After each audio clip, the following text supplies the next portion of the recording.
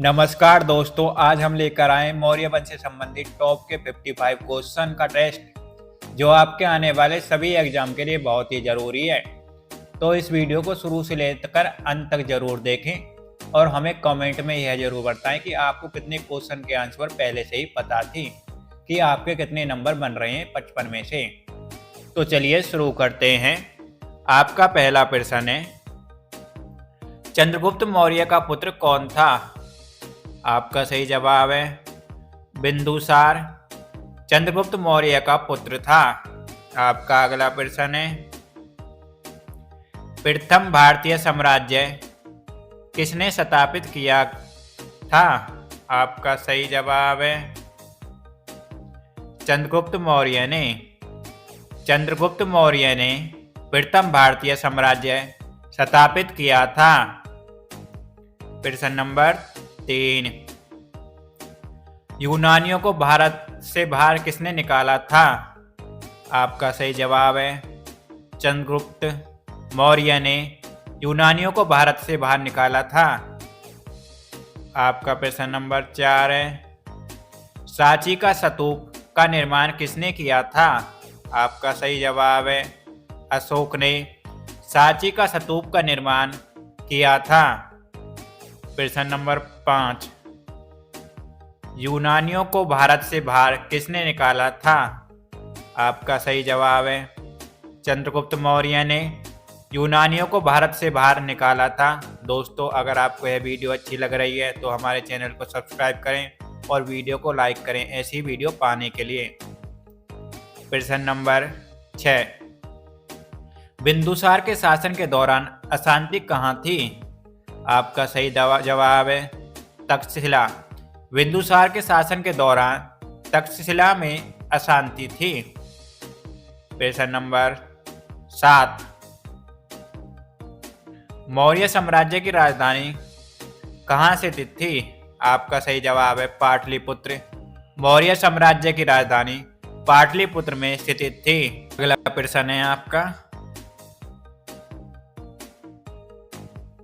किस ग्रंथ में चंद्रगुप्त मौर्य का विशिष्ट रूप से वर्णन हुआ है? चंद्रगुप्त मौर्य का विशिष्ट रूप से वर्णन हुआ है। आपका सही जवाब है विशाखादत्त।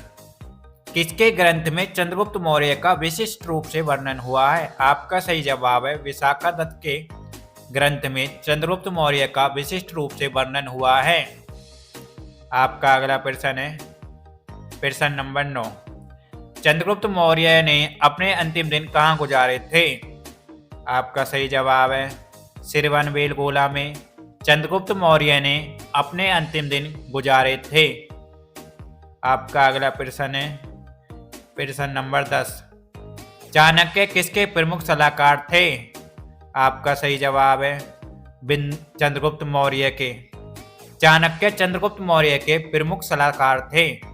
और आपको ध्यान रखना है, चाणक्य को कौटिल्य और विष्णुगुप्त भी कहा जाता था।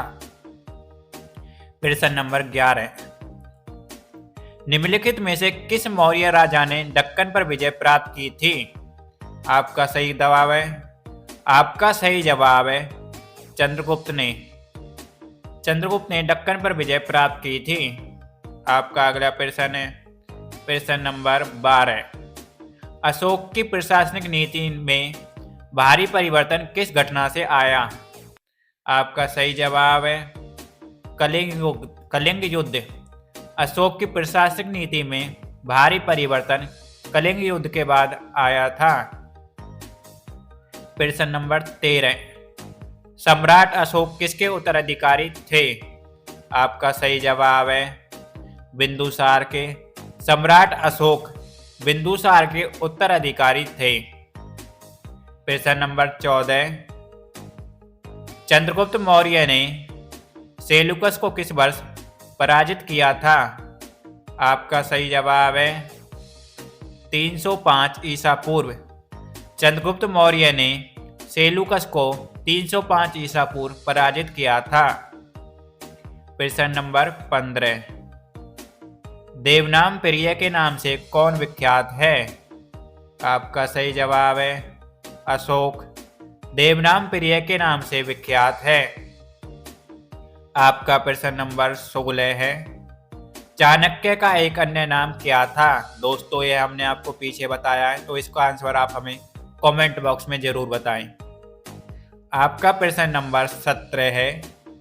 मेघसतनीज कौन था? आपका सही जवाब है चंद्रगुप्त मौर्य की राज्यसभा में यूनानी राजदूत। मेघसतनीज चंद्रगुप्त मौर्य की राज्यसभा में यूनानी राजदूत था। आपका प्रश्न नंबर 18 है। इंडिका किसने लिखी? आपका सही जवाब है मेघसतनीज ने इंडिका नामक पुस्तक लिखी थी। आपका प्रश्न नंबर 19 है। मौर्य वंश का अंतिम सम्राट कौन था? आपका सही जवाब है भद्ररथ मौर्य वंश का अंतिम सम्राट था। आपका प्रश्न नंबर 20 है। मेघसतनीज किसका राजदूत था या दूत था? आपका सही जवाब है सेल्यूकस का। मेघसतनीज सेल्यूकस का दूत था। दोस्तों अगर आपको यह वीडियो अच्छी लग रही है तो हमारे चैनल को सब्सक्राइब करें ऐसी वीडियो पाने के लिए। आपका अगला प्रश्न है प्रश्न नंबर 21। अशोक ने किस बौद्ध साधु से प्रभावित होकर बौद्ध धर्म अपनाया? आपका सही जवाब है उपगुप्त। अशोक ने उपगुप्त से प्रभावित होकर बौद्ध धर्म को अपनाया था। आपका अगला प्रश्न है किस वंश ने मौर्य वंश की जगह ली थी? आपका सही जवाब है शुंग वंश ने मौर्य वंश की जगह ली थी। आपका प्रश्न नंबर 23 है। चंद्रगुप्त मौर्य का पुत्र कौन था? आपका सही जवाब है बिंदुसार चंद्रगुप्त मौर्य का पुत्र था। आपका प्रश्न नंबर 24 है। चंद्रगुप्त मौर्य का प्रसिद्ध गुरु चाणक्य निम्नलिखित में से किस विद्यालय केंद्र से संबंधित थे? आपका सही जवाब है तक्षशिला। चंद्रगुप्त मौर्य का प्रसिद्ध गुरु चाणक्य तक्षशिला विश्वविद्यालय से संबंधित थे। आपका प्रश्न नंबर 25 है। कौटिल्य द्वारा रचित प्रसिद्ध पुस्तक कौन सी थी या कौन सी है? आपका सही जवाब है अर्थशास्त्र कौटिल्य द्वारा रचित प्रसिद्ध पुस्तक है। आपका प्रश्न नंबर 26 है। किस मौर्य शासक को अमित्रघात के नाम से जाना जाता है? आपका सही जवाब है बिंदुसार को अमित्रघात के नाम से जाना जाता है। आपका प्रश्न नंबर 27 है। कलिंग युद्ध किस वर्ष में हुआ था? आपका सही जवाब है 261 बीसी में कलिंग युद्ध हुआ था। आपका अगला प्रश्न है। अशोक के शिलालेख पर किस लिपि का प्रयोग किया गया था? आपका सही जवाब है ब्राह्मी लिपि। अशोक के शिलालेख पर ब्राह्मी लिपि का प्रयोग किया गया था। आपका प्रश्न नंबर 29 है। अपने शिलालेखों में अशोक सामान्यतः किस नाम से जाने जाते हैं? आपका सही जवाब है प्रियदर्शी। अपने शिलालेखों में अशोक सामान्यतः प्रियदर्शी के नाम से जाने जाते हैं। आपका प्रश्न नंबर 30 है। मौर्य शासन के दौरान शिक्षा का सबसे प्रसिद्ध केंद्र कौन सा था? मौर्य काल के दौरान शिक्षा का सबसे प्रसिद्ध केंद्र निम्न में से कौन सा था? आपका सही जवाब है तक्षशिला। मौर्य शासन काल के दौरान शिक्षा का सबसे प्रसिद्ध केंद्र था। आपका प्रश्न नंबर 31 है। बिंदुसार किसका पुत्र था? दोस्तों इसका आंसर भी हम पीछे बता चुके हैं, तो आप इसका आंसर हमें कमेंट बॉक्स में जरूर बताएं।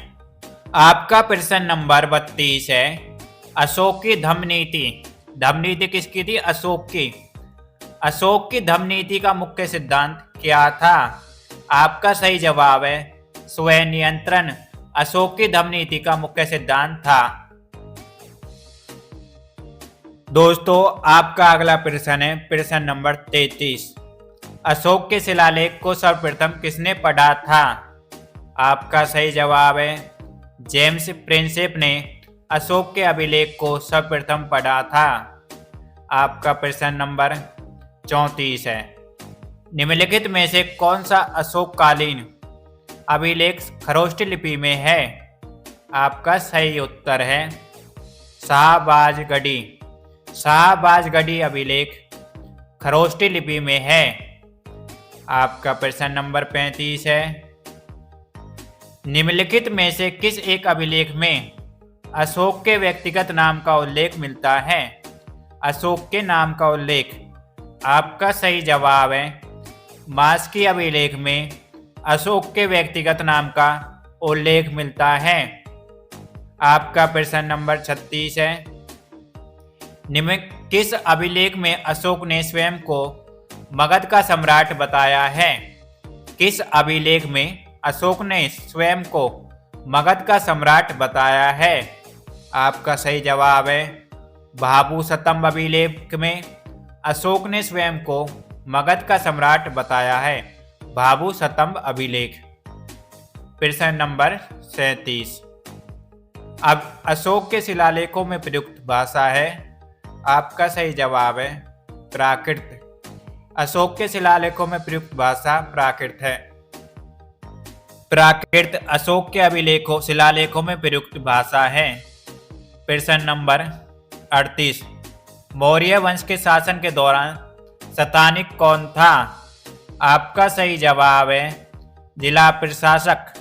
मौर्य वंश के शासन के दौरान सतानिक जिला प्रशासक था। प्रश्न नंबर 39। यूनानी लेखक जस्टिन द्वारा किसे सेंड्रोकोटस कहा गया था? आपका सही जवाब है चंद्रगुप्त मौर्य। यूनानी लेखक जस्टिन द्वारा सेंड्रोकोटस चंद्रगुप्त मौर्य को कहा गया था। आपका प्रश्न नंबर 40 है। कौटिल्य के अर्थशास्त्र में किस पहलू पर प्रकाश डाला है? आपका सही जवाब है राजनीतिक नीतियां। कौटिल्य के अर्थशास्त्र ने राजनीतिक पहलुओं पर प्रकाश डाला है। आपका प्रश्न नंबर 41। किसके शासनकाल में डायमेकस भारत आया था? आपका सही जवाब है बिंदुसार के शासनकाल में डायमेकस भारत आया था। आपका प्रश्न नंबर 42 है। निम्नलिखित में से कौन सा सबसे पुराना राजवंश है? सबसे पुराना राजवंश। आपका सही जवाब है मौर्य वंश सबसे पुराना राजवंश है। आपका प्रश्न नंबर 43 है।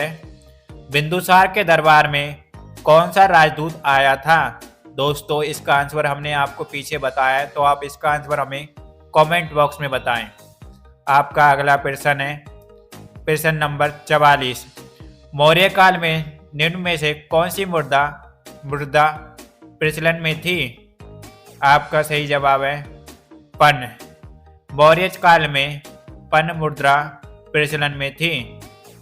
आपका प्रश्न नंबर 45 है। अशोक के अभिलेखों की रचना में कितनी लिपियों का प्रयोग किया गया है? या आपका सही जवाब है 4। अशोक के अभिलेखों में 4 लिपियों का प्रयोग किया गया है। आपका प्रश्न नंबर 46 है। यूनानी लेखकों ने किस मौर्य शासक को अमित्रघात की संज्ञा दी? दोस्तों इसका आंसर भी हमने पीछे बताया है, तो आप इसका जवाब भी हमें कमेंट बॉक्स में बताएं।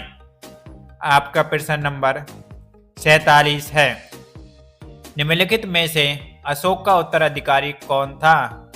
आपका सही जवाब है कुणाल अशोक का उत्तराधिकारी था। आपका प्रश्न नंबर 48 है। वह शासक कौन था जिसने राज सिंहासन पर बैठने के लिए अपने बड़े भाई सुसीम की हत्या की थी? आपका सही जवाब है अशोक। अशोक ने सिंहासन पर बैठने के लिए अपने बड़े भाई सुसीम की हत्या की थी। आपका प्रश्न नंबर 49 है। निम्नलिखित में से किस विदेशी यात्री ने भारत का दौरा सबसे पहले किया था? आपका सही जवाब है मेगास्थनीज ने भारत का दौरा सबसे पहले किया था। आपका प्रश्न नंबर 50। अशोक के शासनकाल में बौद्ध सभा किस नगर में आयोजित की गई थी? आपका सही जवाब है पाटलिपुत्र में। अशोक के शासनकाल में बौद्ध सभा पाटलिपुत्र में आयोजित की गई थी। दोस्तों, अगर आपको यह वीडियो अच्छी लग रही है तो हमारे चैनल को सब्सक्राइब करें ऐसी वीडियो पाने के लिए। आपका अगला प्रश्न है प्रश्न नंबर 51। नंद वंश के पश्चात मगध पर किस राजवंश ने शासन किया? आपका सही जवाब है मौर्य वंश ने। नंद वंश के बाद मगध पर मौर्य वंश ने शासन किया। आपका अगला प्रश्न है प्रश्न नंबर 52। आधुनिक देवनागरी लिपि का प्राचीन रूप कौन सा है? आपका सही जवाब है ब्राह्मी। आधुनिक देवनागरी लिपि का प्राचीन रूप ब्राह्मी है। आपका प्रश्न नंबर 53। राजुक कौन थे? आपका सही जवाब है मौर्य शासन में अधिकारी। राजुक मौर्य शासन में अधिकारी थे। आपका प्रश्न नंबर 54 है अशोक के शासन में प्रतिवेदक क्या करते थे? आपका सही जवाब है घटनाओं की सूचना देते थे। अशोक के शासन में प्रतिवेदक घटनाओं की सूचना देते थे। आपका प्रश्न नंबर 55 है अशोक के किस लेख में बुद्ध पुस्तकों का उल्लेख है? आपका सही जवाब है भाभू लेख। अशोक के भाभू लेख में बुद्ध पुस्तकों का उल्लेख है। आपका प्रश्न नंबर 56 है अशोक के शिलालेखों से हमें क्या जानकारी मिलती है? आपका सही जवाब है उसकी प्रशासनिक नीति, उसके साम्राज्य के विस्तार, उसके धार्मिक विचार, यानी सभी सही हैं। अशोक के शिलालेखों से हमें सभी प्रकार की जानकारी मिलती है जो यहाँ पर दी गई है। दोस्तों, अगर आपको यह वीडियो अच्छी लगी तो हमारे चैनल को सब्सक्राइब करें ऐसी वीडियो पाने के लिए। धन्यवाद।